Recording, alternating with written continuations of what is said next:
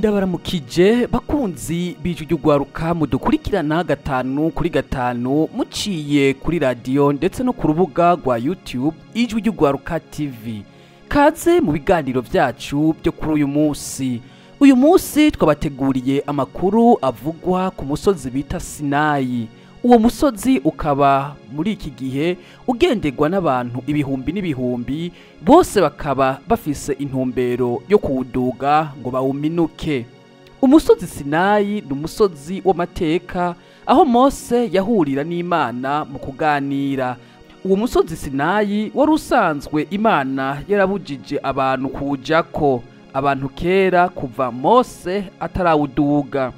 Kugira Mose ubwa mbere yisange kuri uwo musozi Sinayi upima imeteri 2285 byari byagenze gute?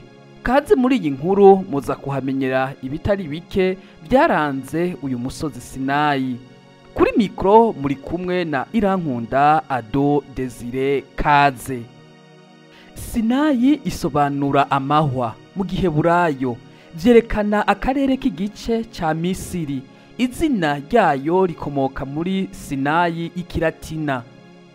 Umusozi wa Horebu mu Giheburayo, mu Kigiriki ca kera muri Septuagint, mu Kilatini muri Vulgate Horebu niho gutegeka kwa kabiri gushira igice cyo kugeza Dekaloge kuri Mose n'Imana.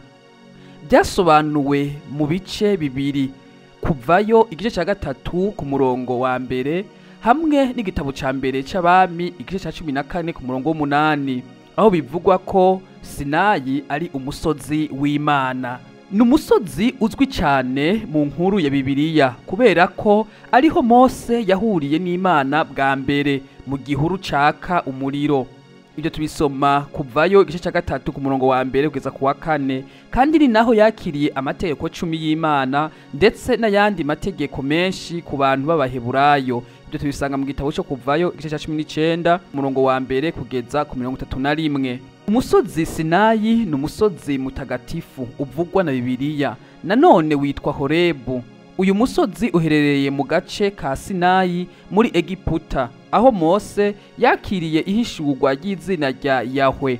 Niho yasozereye amasezerano y'ubufatanye hagati ya Isirayeli n'Imana yiwe, aharonkera ibisate byanditseko amategeko. Uyu munsi umusozi wa Sinayi uherereye he? Sinayi ni agace k'Abanyamisiri kangana na kwadrato 60,000, kameze nk'impande zitatu kandi gaherereye hagati y'inyanja ya Mediterane mu majyaruguru hamwe n'inyanja itukura mu majyepfo, ikigobe ca Suez n'umuyoboro wa Suez mu majyepfo, ikigobe ca Akaba n'umupaka wa Isirayeli na Misiri mu burasirazuba. Ni ubuhe butumwa Mose yahawe ku musozi wa Sinayi? Mose abwira Uhoraho ati, abantu ntibazoshobora kuduga umusozi wa Sinayi kuko wewe ubwawe watuburiye uti, shira imbibi ku musozi kandi utangaze ko ari uwera. Umusozi wa Sinayi uzwi cyane muri Bibiliya ariko ukanavugwa muri Korani. Umusozi Sinayi ni umusozi wera. Buri mwaka ibihumbi n'ibihumbi by'ingenzi batemberera kuri uwo musozi kandi bakagwanira kuwuduga biruka kugira ngo bawuminuke ku ntambwe 700 werekeza ku gasongero kawo. Umusozi wa Horebu canke Sinayi uherereye muri Egiputa ku gice ca Sinayi. Uyu musozi ufise uburebure bwa metero 2285 hejuru y'inyanja yitwa Jebel Musa, umusozi wa Mose mu Cyarabu. Umusozi wa Sinayi uherereye ku birometero 50 uvuye ku nkombe z'inyanja itukura, n'ibirometero 4 gusa uvuye ku musozi muremure mu gihugu witwa Saint Catherine ufise imeteri 2342.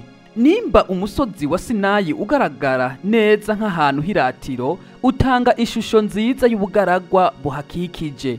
Monasteri ya Orthodoxi yubatswe mu kinyenjana ca gatanu irimwo inyandiko zandikishije intoki zirenga 3300 mu Kigiriki no mu Giperesi no mu Giheburayo. Umusozi wa Sinayi ufise umwanya w'ingenzi muri Bibiliya. Mu by'ukuri ni ahantu hahurira Mose n'Imana. Iteraniro ryabo rero ryanditswe mu gitabo cera. Uhoraho abwira Mose ati nimuze munsange ku musozi mugumeyo nzoguha ibisate by'amabuye amategeko n'amabwirizwa byanditse kugira ngo bibigishe. Mose arahaguruka ari kumwe na Yosuwa. Mose aduga umusozi w'Imana. Mose yaraduze umusozi, igicu gitwikira uwo musozi. Icubahiro cy'Uhoraho cyari ku musozi wa Sinayi, maze igicu gitwikira uwo musozi imisi 6. Ku munsi ugira indwi Uhoraho ahamagara Mose mu gicu. Kugaragara kw'icubahiro cy'Uhoraho kwari nko kwaka k'umuriro hejuru y'umusozi imbere y'Abisirayeli. Mose yinjira igicu aduga umusozi. Mose yagumye ku musozi imisi 40 n'amajoro 40. Amaze gukura Abaheburayo muri Egiputa no kujabuka inyanja itukura ku musozi wa Sinayi, niho Mose yakiriye dekaloge, amategeko 10.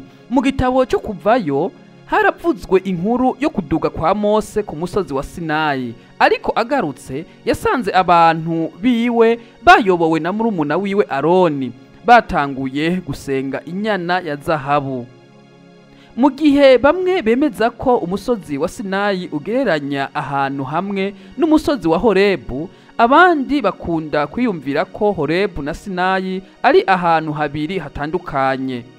Ku rundi ruhande izina Sinayi ryavuzwe mu gitabo cyo kuvayo hose kandi rigaragara mu gitabo c'Abalewi no guharura. Hanyuma yongeraho ijambo Sinayi rivugwa rimwe gusa mu gitabo c'Abami. Dukurikije umwanzuro w'imyaka 200 y'isesangura ryakozwe muri Bibiliya, ryavuzwe n'umushakashatsi wa Tenesi, kuvayo, Abalewi no guharura, byanditswe n'imiburiburi n'abanditsi 3 kugira ngo bahuze iyi nkuru. Ikindi kintu kidasanzwe cyagaragajwe na Jacob F. Amour, ibitabo byinshi bivuga amateka y'itanguriro y'ibihe bya Bibiliya, cyane cyane iby'abahanuzi ntabwo byigeze bivuga ku musozi wa Sinayi canke Horebu. Muri Zaburi 150 imwe yonyene niyo ivuga Sinayi mu buryo buramvuye. Noneho umushakashatsi akomoka muri Tennessee yibaza ku buryo budasanzwe uyu musozi wera udahari mu nyandiko. Ni mu buhe buryo isoko yatituye idini rya Isirayeli itashishikajwe cyane n'abahanuzi? Mu kurangiza iyi nkuru y'umusozi wa Sinayi, Sinayi ni umusozi benshi bavuga ko wera kuko ariwo Mose yaganirira ko n'Imana. Ikindi twashoboye kuvumbura, igihe Mose yaragira intama za sebukwe, umunsi umwe intama zaramutorotse zica ziduga uwo musozi Sinayi. Ageze hejuru ariko arazirukako, niho Mose ibibuye byamugwako. Mose acagwa igihumura. Amaze kwikangura akiri hejuru niho yabona urubeya rw'umuriro gwaka, nyuma yumva ijwi riva muri uwo muriro. Uko niko mesaje ya mbere Mose yayironkeye kuri uwo musozi Sinayi. Benshi babivuga ugutandukanye, ariko ushobora kwibaza kugira Mose aduge umusozi Sinayi upima 2285 yoba yaragiye gukora iki? Ikindi twashoboye kumenya nuko umugore wa Mose yari yarabwiye Mose ko Imana yababujije kuduga uwo musozi. Nubwo izo ntama zitari kujayo, Mose yarasanzwe afise ibishobisho byo kuzoja kuri uwo musozi Sinayi akaraba iyo Mana yamukiwe ico imugira. Mwibuke ko ico gihe Mose aduga umusozi Sinayi ubwa mbere ntabwo yarazi Imana y'Abaheburayo iyariyo, yaranayipinga. Benshi bavuga ko Mose yahuye n'Imana ariko arahunga. Oya namba, igihe Mose yaduga umusozi yari yimariye imisi canke imyaka kwa sebukwe no kurongora, yari yaramaze kurongora umugore. Mose yarabandanije aragirira sebukwe, niho yaduga uwo musozi biturutse kuri izo ntungwa za sebukwe zasaze zirawuduga uwo musozi. Ariko ico nemeza nuko Imana ariyo yabitumye kugira ngo Mose aronswe iyo mesaje yo gutabara ubwoko bw'Imana. Mose ntabwo yari guhunga kandi abona inzira ariko aracamwo ace ayita ngo aje kuduga umusozi Sinayi upima 2285. Ibyo muzobisobanukirwa igihe tuzoshika ku nkuru y'Abisirayeli bari muri Egiputa, niho tuzobabwira abana ba Mose, umugore wiwe ndetse n'ibikorwa byamuranze. bakunzi b'ijwi ry'urwaruka mudukurikirana muciye kuri radio ijwi ry'urwaruka no ku rubuga rwa YouTube ijwi ry'urwaruka TV, turabashimiye cyane ukungene mudahengeshanya kudukurikirana, twongera kwibutsa abatarafyonda kuri sabone muhafyonde kugira muronke urukurikirane rw'ibiganiro bishasha tubategurira. Kuri mikro mwari kumwe na jewe Irankunda Ado Desire, naho ubutaha mu bindi biganiro byacu.